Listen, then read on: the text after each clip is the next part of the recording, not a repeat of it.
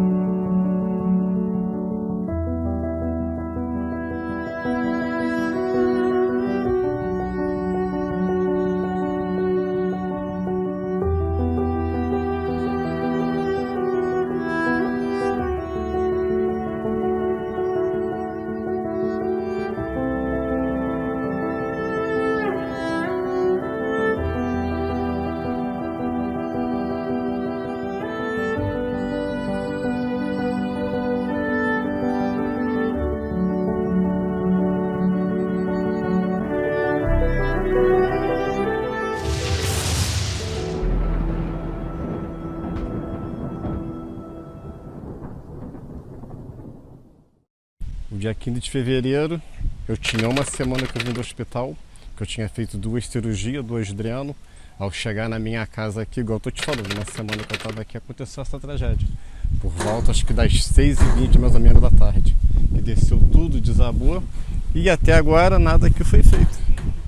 O senhor estava em casa no momento? Estava em casa, eu e a minha esposa, ela me chamou, vamos para casa da sua mãe, no momento que tudo desceu.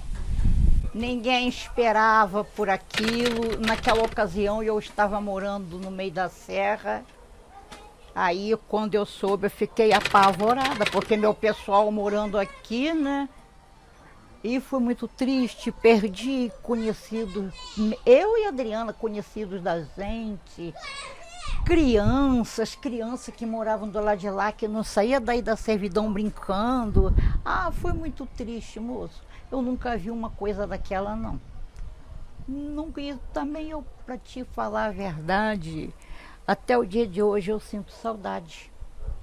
No momento eu não vi, eu estava dentro de casa. Sim. Quando eu saí para fora, que eu fui para casa da minha mãe, quando eu virei da porta da cozinha para fora que eu olhei, eu vi que meus vizinhos, nós tínhamos perdido tudo. Todos foram embora. Aí chegou um vizinho meu chorando na porta, meu irmão. Aí depois, no outro dia que a gente foi, via com calma, olhamos para esse cenário aí, igual você tá vendo aí, ó, que todos partiram. Uma outra moça que trabalhava ali na barbearia, foi muito triste. Ela, principalmente, que ela perdeu quase a família toda. Eu vou te falar, Só que tem uma coisa, né? Qualquer chuvinha fica todo mundo com medo. Ninguém tem sossego mais não, acabou o sossego. E tem muita gente indo embora daqui. Aí eu volto a falar novamente, até agora nada foi feito aqui. Não tomaram providência nenhuma. O que você vê aqui, pode olhar as casas aí, certo desocupado, que não respeita, não tem pena de ninguém, ainda desce aqui e tá roubando isso daqui. Bate uma tristeza e fico pedindo a Deus para ter misericórdia de todos nós, né? Como é que fica meu coração? Eu hoje tenho 50 anos de idade, sou nascido e criado aqui. Muitos adolescentes aqui a gente pegou no colo, não perdemos nada, só perdemos a nossa casa. Porque hoje não pode mais morar. Igual você está vendo aqui, ó, a barreira é bem próxima aqui da nossa casa ali em cima e aqui no canto. E tristeza, porque muitos passavam, brincavam, conversavam aqui com a gente aqui e hoje não estão aqui mais presentes. Entendeu? E essa revolta que dá. Igual eu tô falando para você, não perdemos nada, só perdemos bem materiais.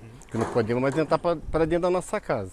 Mas a revolta é que perdemos os entes queridos da gente, que pegamos no colo. Não tem nem como ficar falando muito. Dá porque eu não aguento, cara. É um gesto de muita tristeza mesmo, do fundo do coração, entendeu? Eu chego aqui, eu olho para isso daí. Muita tristeza e muita revolta que dá. Olha aqui, vocês só vê isso. Nada mais para se ver, nada. Nada, e a gente tá aí jogado. Que a verdade é essa, porque você tá de aluguel social, você não tá na sua casa. Não sabe se amanhã vai cortar, como é que vai ser a sua vida daqui para frente, entendeu? Aqui não mudou nada, moço. Então a obra aí para fazer que nunca que fazem. Nós sabemos que dinheiro entrou para isso, mas cadê? Ninguém faz nada, ninguém resolve nada. Quanto mais o tempo passa. Quanto mais o tempo passa, é só enrolação. Só enrolação. Aí vem a chuva, vem o medo. Vem. E outra coisa, e as pessoas que estão indo no aluguel social estão sujeitos a voltar de novo para cá, porque o governo já viu como é que é. Não vai ficar pagando aluguel social toda a vida, né? E as pessoas tudo pobres, sem ter condições, eu vou te falar, é triste, sabe? Muito, muito triste.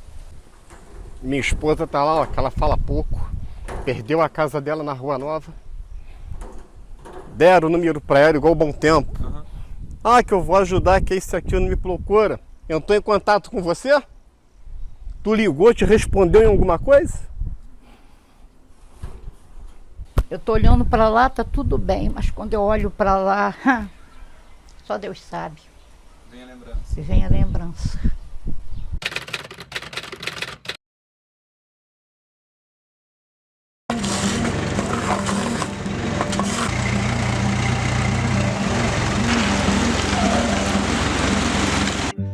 De fevereiro de 2022.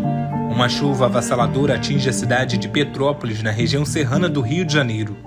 Naquela tarde, em poucas horas, a chuva ocasionou muitos deslizamentos e as encostas começaram a cair, levando tudo pela frente. As casas, o comércio e as ruas foram destruídas.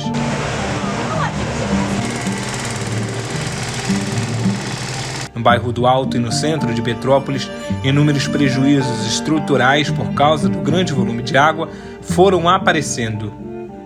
A cidade imperial não suportou. No Morro da Oficina, centenas de casas foram levadas juntos com a lama, pedras e árvores.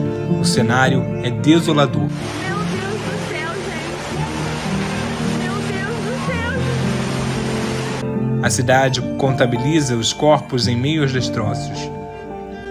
238 pessoas morrem vítimas da enxurrada. (...)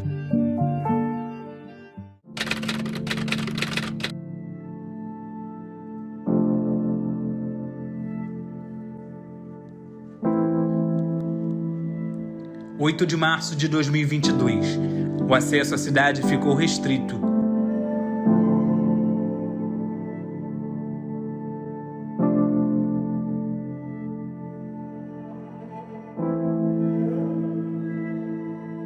Pelas ruas, pessoas desoladas buscavam por corpos de familiares em toda parte.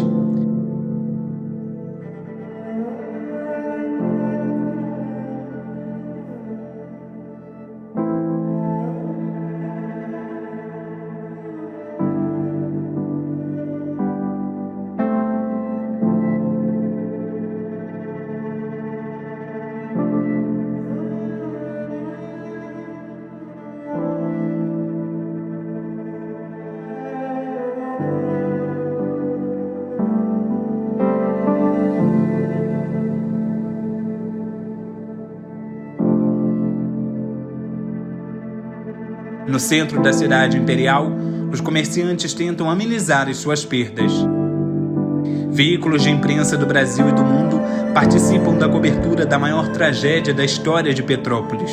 Uma pessoa morreu e 3 estão soterradas em Petrópolis, na região serrana do Rio.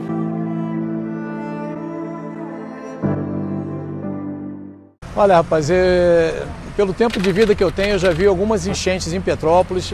Eu achei que a de 2008, na Casimiro de Abreu, fosse uma das piores. Em 2011 aconteceu uma pior ainda do que a Casimiro de Abreu. E igual essa, eu nunca vi nada igual. Infelizmente teve muitas perdas, né, muitas vidas. E a gente fica sem explicação. A gente que está trabalhando e está vivendo o dia a dia aqui é muito triste mesmo. É uma experiência muito dolorosa, muito difícil, que aconteceu no dia 15/2 de 2022, como vocês podem ver essa mão aqui, né? Foi no resgate de uma criança, né? Na Conde D, foi a primeira barreira que a gente conseguiu abrir até chegar ao alto da serra.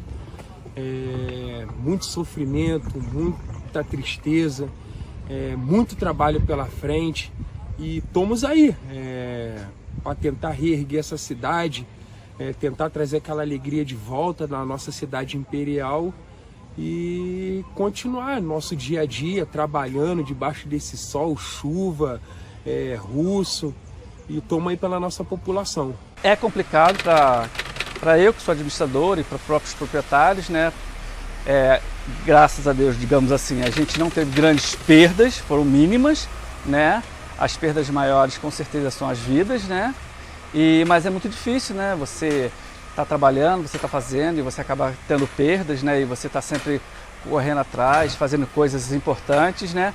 E aí então é difícil, mas Petrópolis é um vale, né? E isso aqui, queira ou não queira, vão ter sempre tragédias, né?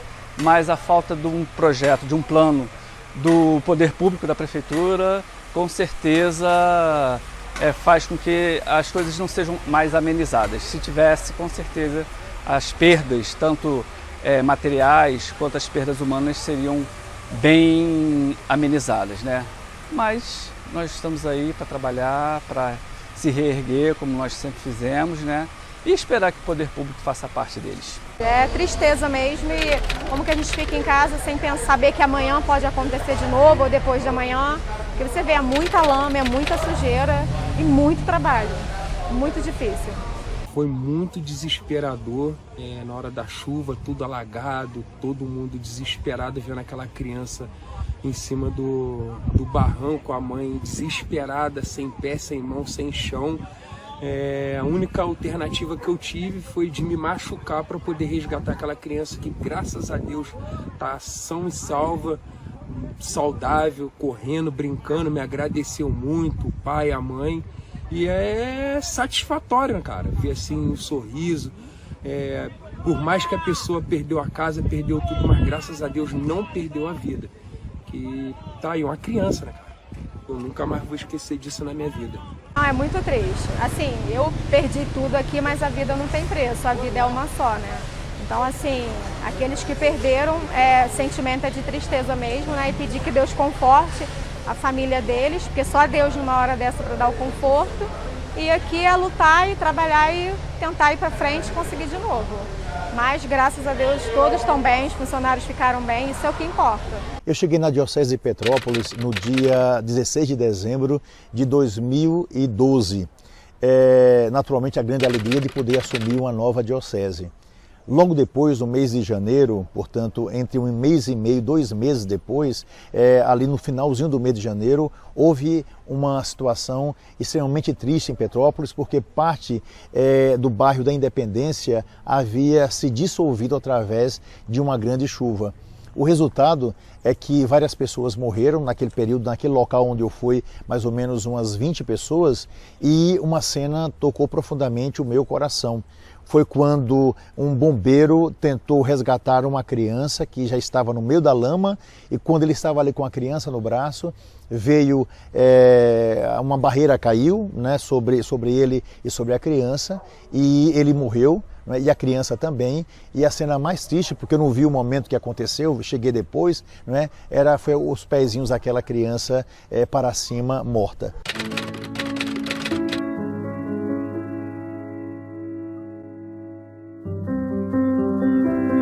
Petrópolis é uma cidade que tem o turismo como sua principal fonte de renda. Principalmente pelo fato de sua história estar ligada intimamente com a família imperial do Brasil. Seu nome, em homenagem ao imperador Dom Pedro II, vem da junção das palavras em latim Petrus e Polis, ou seja, cidade de Pedro. Mas a tragédia afetou intimamente o comércio, que depende dos turistas para sobreviver. A gente estava aqui não tinha 5 meses ainda e houve esse AG Rio, mas nós fomos exclusos, porque a AG Rio pedia os 3 últimos faturamentos da firma e nós não tínhamos nem 5. Então até o governador atual do Rio, um deputado federal que veio aqui na época das eleições, Vinícius, ele disse que as pessoas que não foram ajudadas naquela hora que eles fizeram isso em caráter de emergência, que eles vão recolher essas pessoas todas até o final do ano para dar essa ajuda, porque até agora eu continuo sem computador, sem impressora, porque assim, o meu balcão de frente, que eu sou gerente aqui, o balcão de frente que a gente tinha com tudo, né, com as contas pagas, contas a pagar, aquela coisa, toda a parte escrita da loja, a gente perdeu tudo. Eu tive de pegar o balcão e jogar no lixo. Rapaz, foi péssimo. Ficamos presos aqui, entrou 1,70 m de água aqui dentro da loja. Ali fora chegou a 3 metros, por causa daquela obstrução que houve ali naquele condomínio, né? Que caiu os ônibus. Mas, felizmente, não houve vítima aqui com a gente. Mas o prejuízo financeiro foi grande. Computador eu estava pagando, impressora, enfim. Tudo, as instalações do geral perdemos todas. E depois, quando a gente voltou, né, com muita luta, a gente voltou, a chuva veio e levou tudo de uma forma mais cruel ainda.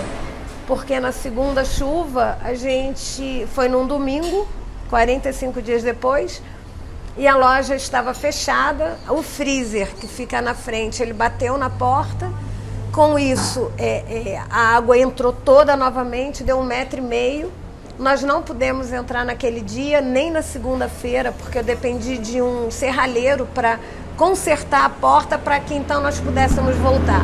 E assim, sinceramente, eu saí daqui chorando, dizendo pro meu irmão, que é meu sócio, que eu não voltaria, mas por Deus eu tô aqui. Estamos trabalhando aí, graças a Deus, com fé e... Fiz aqui umas prevenções que até então não conhecia, né? Melhorei as comportas, aumentei e coloquei também uma válvula de retenção, que as águas saíam do banheiro, né? Do vaso sanitário dos dois, ela vinha também a pressão da água do rio. Agora com a válvula de retenção, acredito que esse problema já não teremos mais. Né? A gente acabou voltando e com muita luta a gente está aqui e pedindo a Deus para que a AG Rio pegue, né, esse pessoal para que a gente possa continuar, porque ficou aquele buraco ainda lá atrás, que nós ficamos 26 dias sem poder trabalhar, né? E nesses 26 dias tudo correu, foi tudo, assim, graças a Deus, a proprietária do imóvel foi muito gente boa com a gente, até porque ela é daqui da cidade, também foi atingida, muito atingida também, então ela entendeu a situação, mas a Enel, folha de pagamento, os fornecedores todos, tudo isso, né? A gente ainda está com processo com a Enel, porque embolou tudo, né? E nós precisamos resolver. Então, estou pedindo a Deus para que a AG Rio faça o que o Vinícius disse, que eles peguem essa fatia de bolo que ficou de lado e que realmente venha ajudar, porque não importava o período que você estava aqui trabalhando, se era 40 anos ou 4 dias, a catástrofe foi igual para todos, né? Atingiu a todos da mesma forma.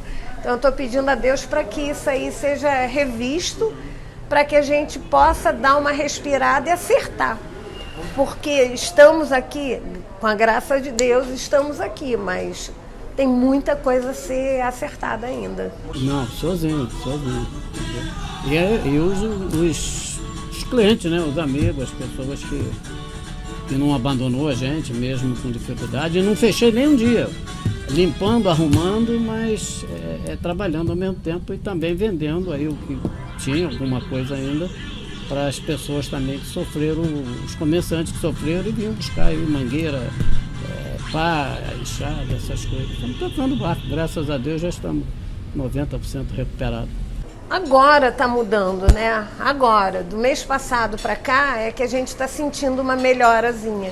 Porque o próprio Petropolitano ficou com medo de investir na cidade, né? Muita gente saiu daqui, muito comerciante foi embora.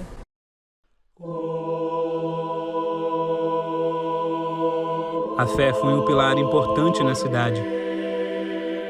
A esperança no amanhã deu forças e sustento para aqueles que precisavam continuar. Apesar da tragédia, apesar do luto, Petrópolis novamente começa a se reerguer.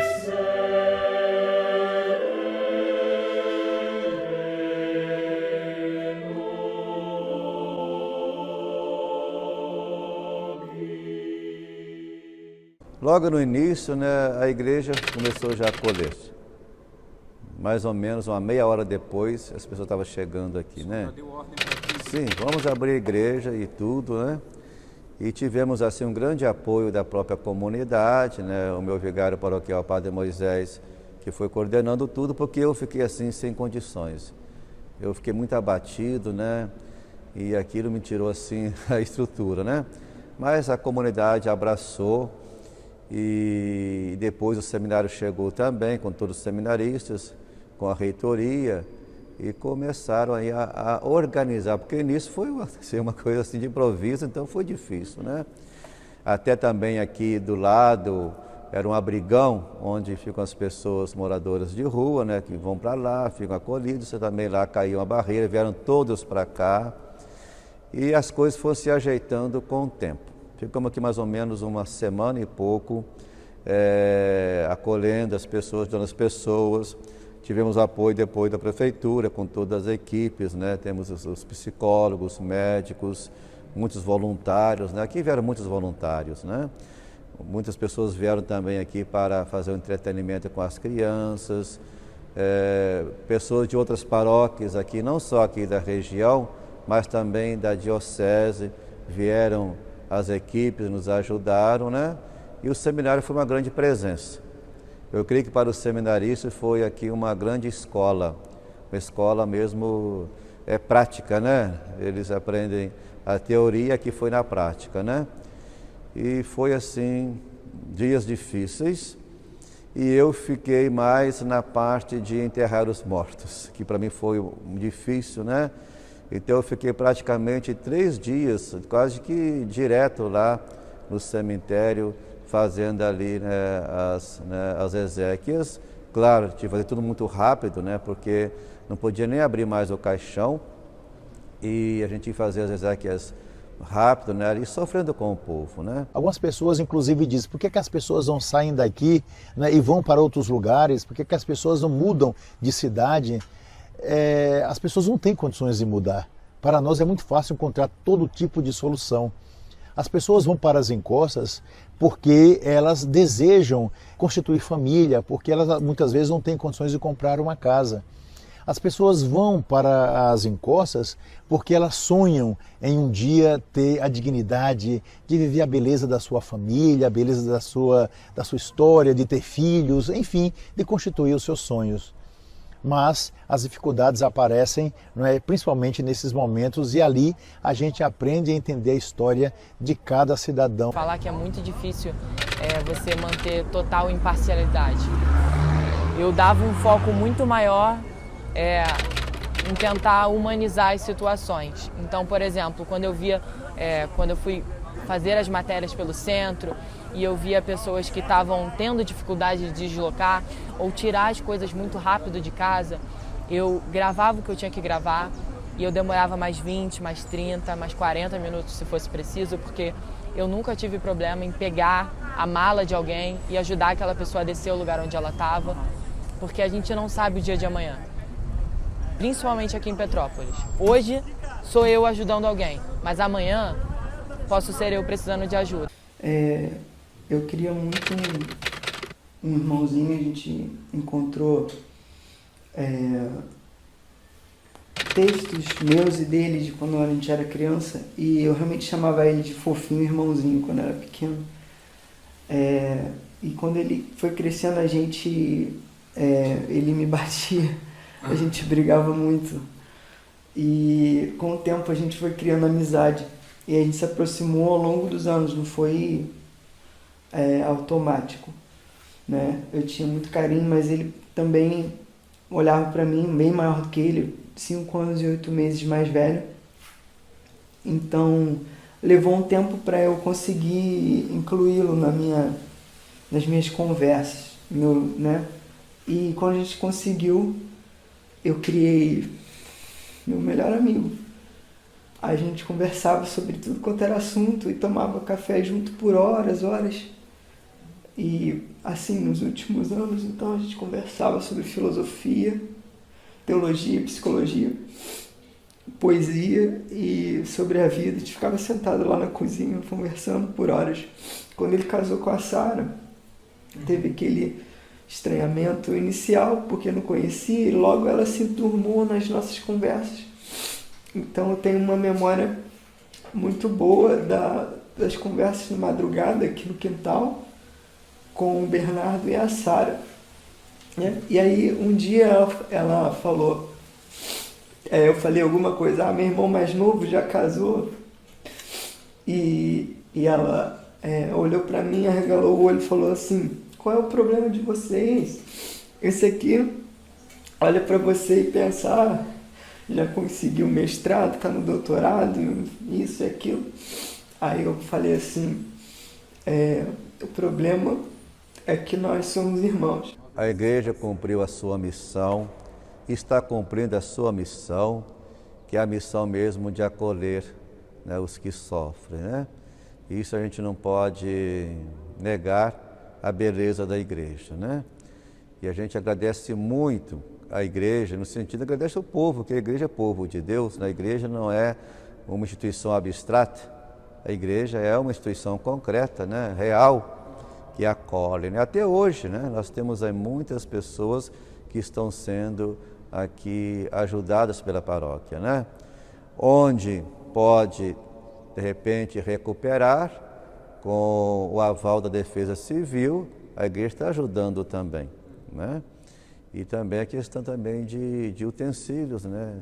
Dos móveis, tudo, chamada linha branca, né? Que é geladeira, fogão, essas coisas, e também os móveis, né? Cama, guarda-roupa, essas coisas assim. Graças a Deus não tem faltado ajuda. Então, uma coisa que a gente sempre aprendeu aqui no jornal em Petrópolis é que a gente tem que estar preparado. Porque era muito engraçado, mas era uma coisa que a gente era sempre alertado. Olha, 1 hora vocês vão ter que cobrir alguma coisa grande. Pode ser quando vocês se formarem, podem ser daqui a 10, 15 anos, mas vocês vão cobrir. Porque desastre natural em Petrópolis, infelizmente a falta de obra no município era uma coisa muito comum, né?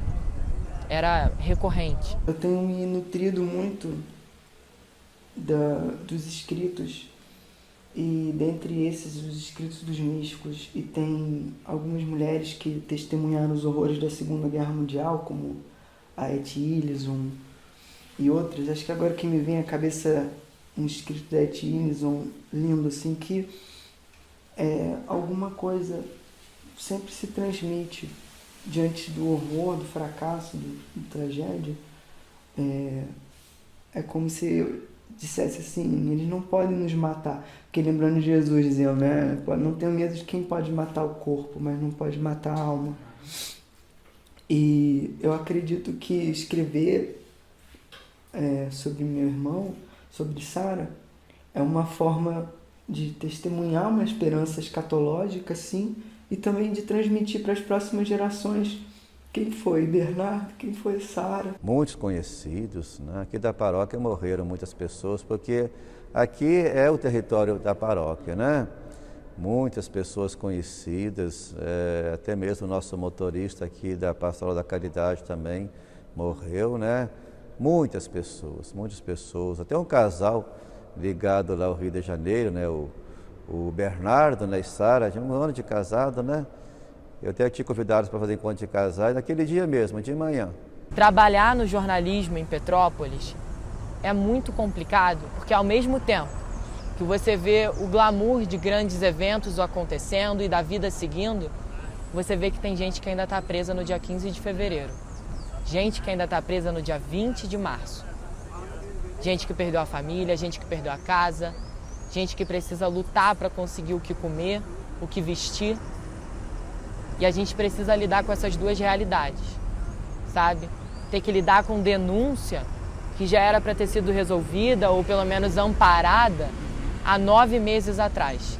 Meu irmão escreveu um livro sobre escrita terapêutica com uma colega dele, Laurinha Bilhou, e eu li esse livro, está disponível na Amazon. Eu quero um dia republicá-lo com uma apresentação nova, uma edição revista com algumas coisas, com os contos dele, e dentre os vários métodos que ele propõe para que a escrita possa aliviar a sua dor, ele propõe um necrológio, que é escrever o que você gostaria que fosse lido quando você morresse.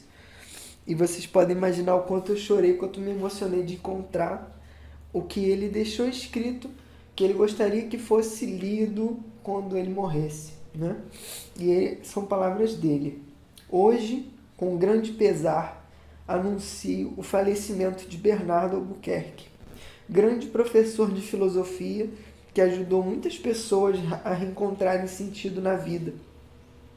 Apesar das confusões teóricas do meio filosófico, permaneceu fiel à sua fé católica até o último dia. Também deixou 4 filhos e centenas de alunos que atendiam aos seus cursos. Uma das características que sobressai e que vão ficar na memória de todos que conheciam Bernardo é sua humanidade e seu coração simples. Não importava para ele nada, nenhuma característica específica das pessoas. Ele amava todos seus alunos como amigos próximos e zelava por eles como um pai. Esse foi professor Bernardo Albuquerque, professor por acidente, amigo e humano acima de tudo.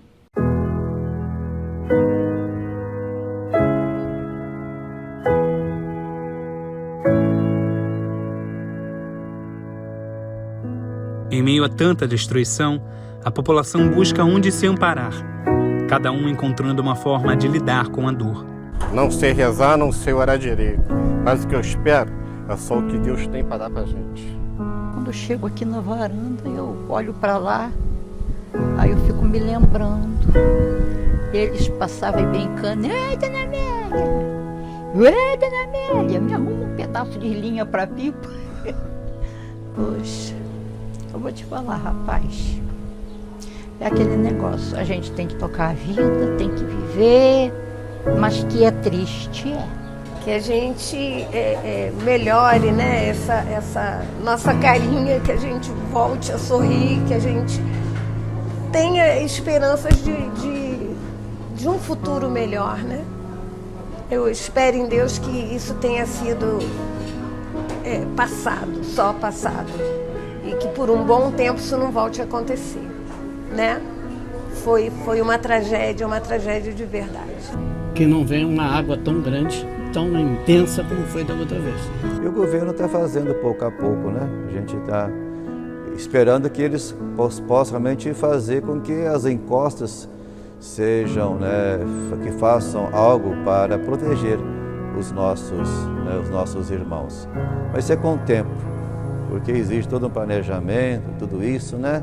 E além disso também tem a vontade política também, não é verdade? A gente pensa que eles não ficam, né, presos, né, à vontade política, mas que as que ficam presos, que se abram à vontade mesmo humana de cuidar das pessoas, né? Queridos Bernardo e Sara, queria enviar esta carta para o endereço da casa de vocês, Rua dos Ferroviários, 524, Servidão Frei Leão, Petrópolis, RJ, CEP 25635-051, Brasil. mas esta casa não existe mais.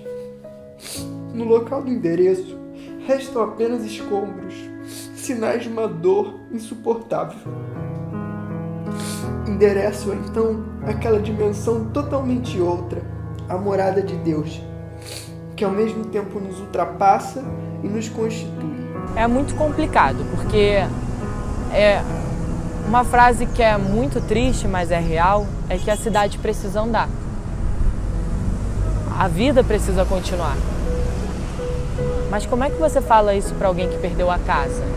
É uma situação muito delicada. Petrópolis realmente está se reerguendo, mas acho que nem para todo mundo.